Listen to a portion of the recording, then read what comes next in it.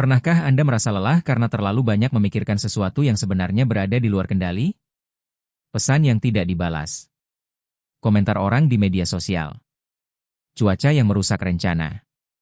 Kemacetan yang membuat terlambat. Rekan kerja yang menyebalkan. Atau masa depan yang belum terjadi, tetapi sudah membuat Anda gelisah sepanjang malam. Kita ingin semua berjalan sesuai rencana. Kita ingin orang lain memahami kita. Kita ingin usaha selalu menghasilkan keberhasilan. Kita ingin hidup bebas dari penolakan, kehilangan, kegagalan, dan ketidakpastian. Namun, kehidupan tidak pernah menandatangani perjanjian untuk memenuhi seluruh keinginan kita. Lalu, apakah ketenangan hanya mungkin dimiliki oleh orang yang hidupnya tanpa masalah? Atau justru ketenangan lahir ketika kita mampu menghadapi masalah dengan cara berpikir yang berbeda?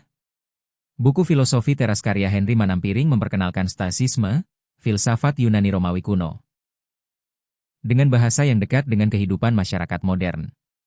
Buku ini membahas kekhawatiran, pengendalian emosi, dikotomi kendali, persepsi, hubungan dengan orang lain, kesulitan hidup, pendidikan anak, kehidupan sosial, hingga kematian. Selamat datang di Level Up Your Mind baca buku. Simak hingga akhir, karena satu prinsip sederhana dari buku ini dapat membantu kita berhenti membuang tenaga pada hal yang tidak mampu kita ubah. Filsafat bukan sekadar teori. Ketika mendengar kata filsafat, sebagian orang membayangkan diskusi yang berat, rumit, dan jauh dari kehidupan sehari-hari. Namun, stoisisme bukan sekadar bahan perdebatan. Bagi para filsuf Stoa, filsafat adalah cara hidup. Marcus Aurelius adalah seorang kaisar Romawi yang harus menghadapi peperangan, konflik politik, pengkhianatan, penyakit, dan tanggung jawab besar.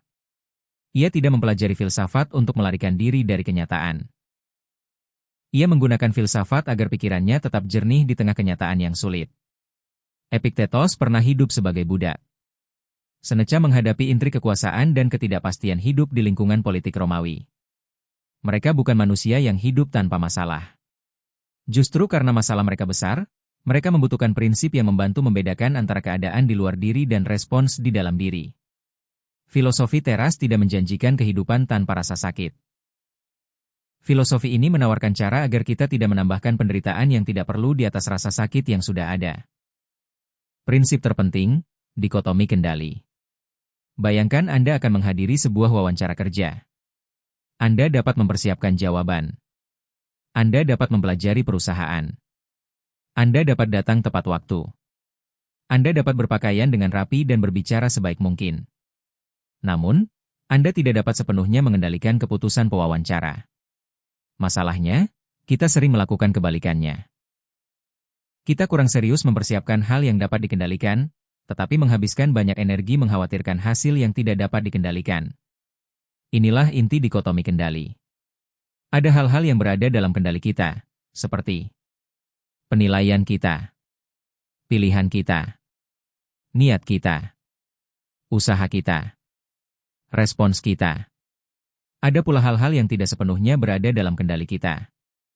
Pendapat orang lain, perilaku orang lain, cuaca, masa lalu, hasil akhir, popularitas, kondisi ekonomi, penerimaan atau penolakan orang lain. Ketenangan mulai tumbuh ketika kita berhenti menuntut kendali atas hal-hal yang memang tidak dapat dikendalikan. Ini bukan berarti kita menjadi pasif. Kita tetap berusaha. Namun, kita memindahkan fokus dari "aku harus mendapatkan hasil ini" menjadi "aku akan melakukan bagian yang menjadi tanggung jawabku sebaik mungkin." Seorang siswa tidak dapat menjamin soal yang keluar sesuai keinginannya. Namun, ia dapat mengendalikan cara belajar. Seorang kreator tidak dapat memaksa video menjadi viral. Namun, ia dapat memperbaiki naskah, suara, visual, dan konsistensi. Seorang guru tidak dapat mengendalikan seluruh masa depan muridnya. Namun, ia dapat mengajar dengan sungguh-sungguh dan memperlakukan murid dengan baik. Ketika hasil datang, kita menerimanya. Jika berhasil, kita bersyukur. Jika belum berhasil, kita mengevaluasi bagian yang dapat diperbaiki. Tidak semua hal hanya hitam dan putih. Dalam kehidupan nyata, ada pula hal-hal yang hanya sebagian berada dalam kendali kita. Misalnya kesehatan.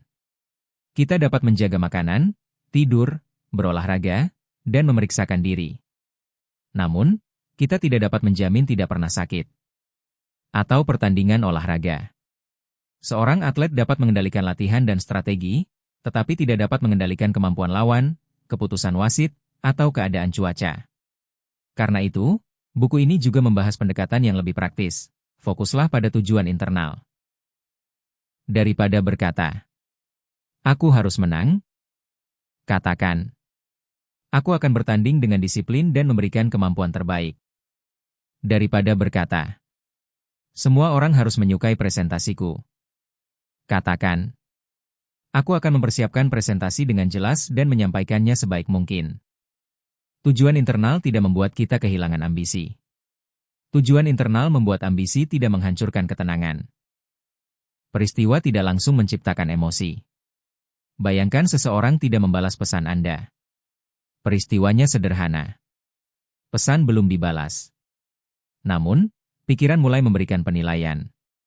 Dia sengaja mengabaikanku. Dia tidak menghormatiku. Mungkin dia marah. Mungkin hubungan ini sudah berubah. Dalam beberapa menit, Anda merasa sedih atau marah. Padahal, ada banyak kemungkinan lain. Mungkin ia sedang bekerja. Mungkin teleponnya tertinggal. Mungkin ia sudah membaca, tetapi lupa menjawab. Mungkin ia sedang menghadapi masalah yang tidak Anda ketahui.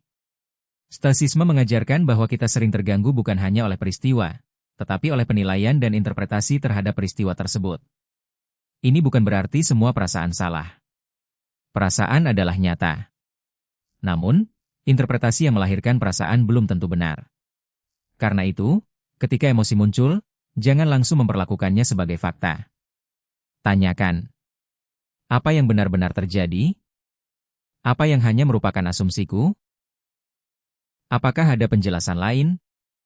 Kalimat, "Dia belum membalas pesan," adalah fakta. Kalimat, "Dia membenciku," adalah interpretasi. Membedakan keduanya dapat mencegah banyak kecemasan dan pertengkaran. Latihan STAR.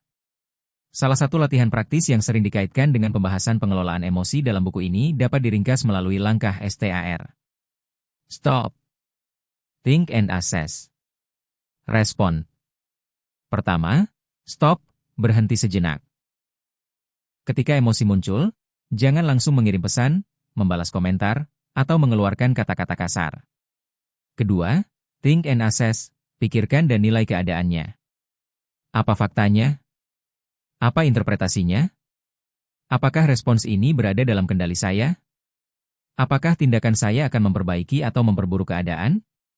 Ketiga, respon, berikan respons yang dipilih secara sadar. Bukan reaksi otomatis. Misalnya, seseorang memotong kendaraan Anda di jalan. Reaksi otomatisnya mungkin mengejar, membunyikan klakson, dan memaki. Namun, setelah berhenti sejenak, Anda menyadari bahwa mengejarnya tidak akan mengubah kejadian.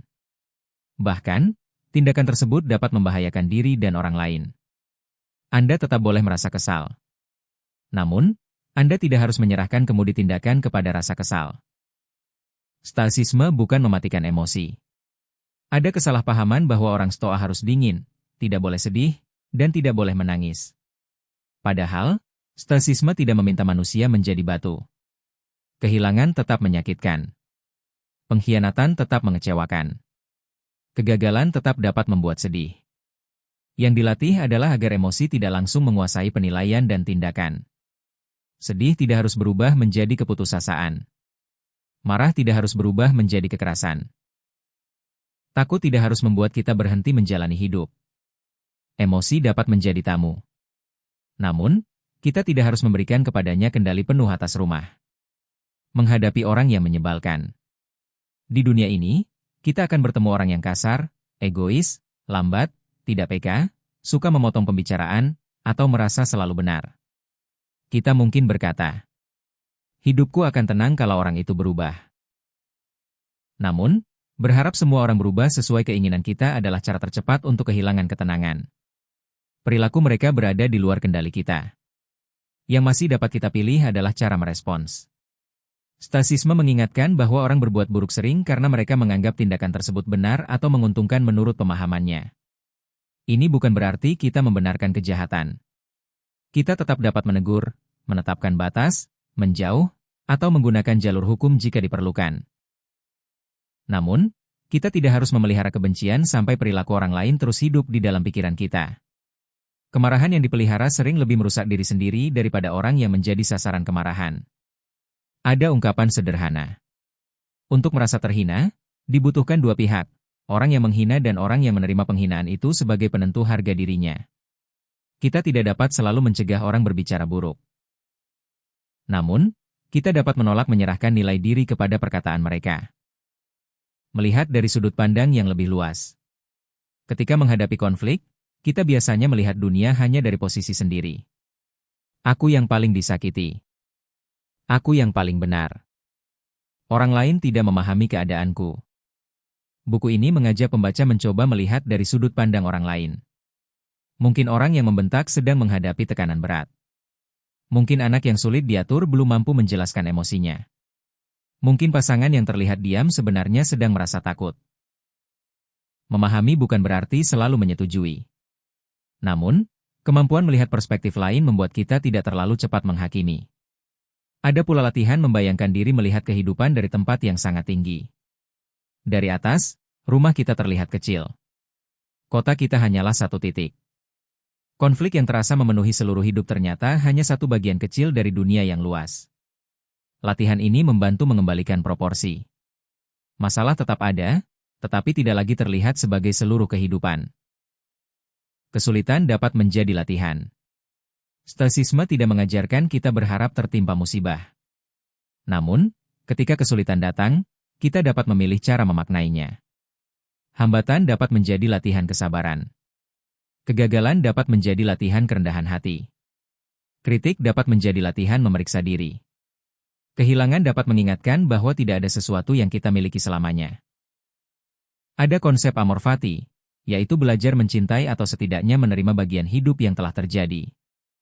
Bukan sekadar berkata, "Aku terpaksa menerima." Namun, karena ini sudah terjadi, bagaimana aku dapat menggunakannya untuk menjadi lebih bijaksana? Kita tidak dapat kembali dan menghapus kejadian. Namun, kita masih dapat menentukan apakah kejadian itu hanya menjadi luka, atau juga menjadi pelajaran. Membayangkan kehilangan agar lebih bersyukur. Manusia mudah menganggap sesuatu akan selalu ada. Kesehatan. Keluarga, pekerjaan, rumah, kesempatan berbicara dengan orang yang dicintai. Para Stoa melakukan latihan membayangkan bahwa hal-hal tersebut suatu hari dapat hilang. Tujuannya bukan menjadi pesimis. Tujuannya agar kita berhenti menganggap semuanya biasa. Bayangkan suatu hari Anda tidak lagi dapat mendengar suara orang tua. Apakah hari ini Anda masih ingin menunda menghubungi mereka? Bayangkan kesehatan yang sekarang dianggap biasa tiba-tiba hilang. Apakah kita masih ingin terus merusak tubuh tanpa perhatian? Mengingat kemungkinan kehilangan membuat kita lebih hadir dan bersyukur. Kita adalah bagian dari sesama manusia. Stoisisme bukan filsafat egois yang hanya mengurus ketenangan pribadi.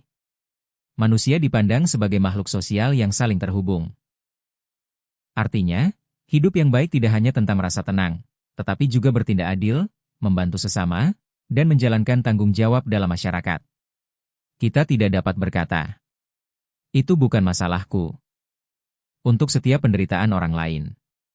Kita memang tidak mampu menyelesaikan semua masalah dunia. Namun, kita dapat melakukan bagian yang berada dalam jangkauan. Membantu satu orang. Mengajar dengan jujur. Tidak menyebarkan kebencian. Memeriksa informasi sebelum membagikannya. Memperlakukan orang lain dengan adil. Ketenangan bukan alasan untuk diam terhadap ketidakadilan. Ketenangan justru membantu kita bertindak tanpa kehilangan kejernihan. Mengingat kematian. Salah satu bagian penting dalam filosofi teras adalah kesadaran terhadap kematian. Mengingat kematian bukan berarti menjalani hidup dengan ketakutan. Justru karena waktu terbatas, kita perlu memilih dengan lebih bijaksana. Apakah kita ingin menghabiskan hidup memikirkan komentar orang yang tidak mengenal kita? Apakah kita ingin terus menunda meminta maaf? Apakah kita ingin menyimpan dendam sampai waktu habis? Apakah kita ingin menunggu kehidupan sempurna sebelum mulai bersyukur? Kematian mengingatkan bahwa banyak hal yang kita anggap sangat besar sebenarnya tidak begitu penting. Dan banyak hal sederhana, kesehatan, keluarga, percakapan, kesempatan berbuat baik, sebenarnya sangat berharga. Latihan praktis hari ini. Setelah mendengarkan ringkasan ini, lakukan 3 latihan sederhana. Pertama, tuliskan masalah yang sedang mengganggu pikiran Anda. Bagi menjadi 2. Dalam kendali saya dan di luar kendali saya. Kedua, pilih satu tindakan yang berada dalam kendali. Bukan memaksa orang berubah. Bukan memastikan hasil. Namun, satu tindakan nyata yang dapat dilakukan hari ini. Ketiga, ketika emosi muncul, gunakan STAR. Berhenti. Periksa fakta dan interpretasi. Lalu berikan respons yang paling bijaksana. Latihan ini terlihat sederhana. Namun, filosofi bukan sesuatu yang hanya dibaca. Filosofi menjadi berguna ketika dipraktikkan. Penutup. Pelajaran utama dari filosofi teras bukan bahwa kita harus menerima semua keadaan tanpa melakukan apa-apa. Bukan pula bahwa kita harus kehilangan emosi dan menjadi manusia yang dingin. Pesannya adalah, berjuanglah pada bagian yang dapat Anda kendalikan. Terimalah bahwa hasil akhir tidak selalu menjadi milik Anda. Periksa interpretasi sebelum mempercayainya. Jangan biarkan kemarahan orang lain menentukan perilaku Anda. Hadapi kesulitan sebagai kesempatan untuk melatih karakter. Dan ingatlah bahwa waktu hidup kita terbatas. Kita mungkin tidak mampu mengendalikan cuaca. Tidak mampu mengendalikan penolakan. Tidak mampu mengendalikan pendapat semua orang. Namun, kita masih dapat mengendalikan satu hal yang sangat penting. Bagaimana kita memilih untuk merespons? Ketika kita berhenti menuntut dunia mengikuti keinginan kita, energi yang selama ini habis untuk marah, takut, dan mengeluh dapat digunakan untuk bertindak dengan lebih baik. Ketenangan bukan keadaan ketika hidup tidak lagi memiliki badai. Ketenangan adalah kemampuan menjaga kemudi ketika badai datang. Terima kasih telah belajar bersama Level Up Your Mind Baca Buku. Apabila video ini bermanfaat, tekan tombol subscribe. Bagikan kepada seseorang yang sedang menghadapi banyak kekhawatiran, dan tuliskan di kolom komentar. Aku akan fokus pada hal yang dapat kukendalikan.